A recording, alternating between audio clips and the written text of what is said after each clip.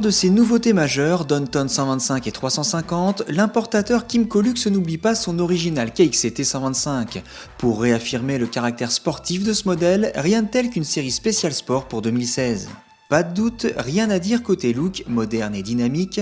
À son lancement, la finition était une excellente surprise qui reste aujourd'hui fort honorable.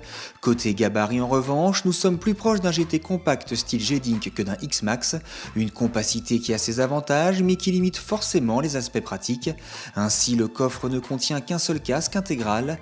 L'accroche-sac permet de se dépanner en chargeant le tunnel central mais l'espace est compté.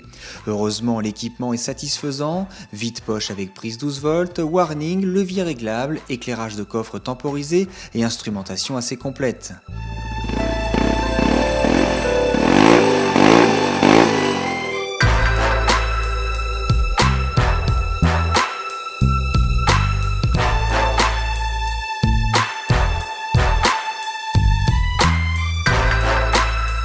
Côté ergonomie, la position de conduite est meilleure que d'ordinaire chez Kymco. Les plus grands ont bien les genoux un peu hauts et l'espace au pied est limité, mais le bassin n'est pas figé sur la selle et le guidon pas trop haut tombe naturellement en main. De rupture avec les habitudes taïwanaises en matière d'ergonomie qui s'accordent bien aux qualités dynamiques de l'engin.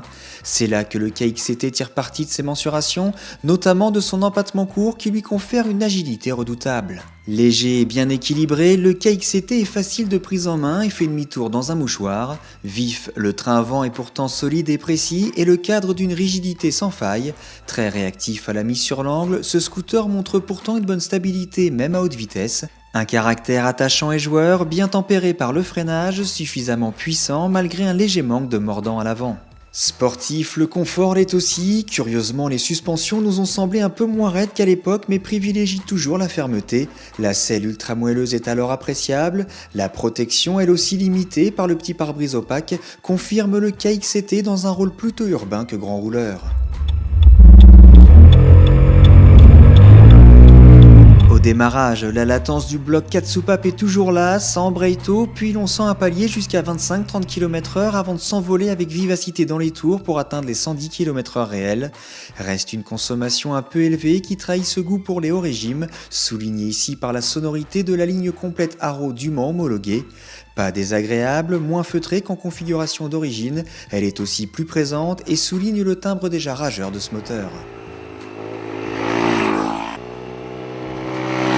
De fait, le KXCT est un peu à cheval entre les GT compacts et les traditionnels. Sa maniabilité, son confort général et ses aspects pratiques le rend chez les premiers. Sa rigueur, ses performances et sa présentation plutôt chez les seconds. Malgré ses limites, ce Kymco décalé constitue donc une alternative originale, stylée et ludique aux uns et aux autres.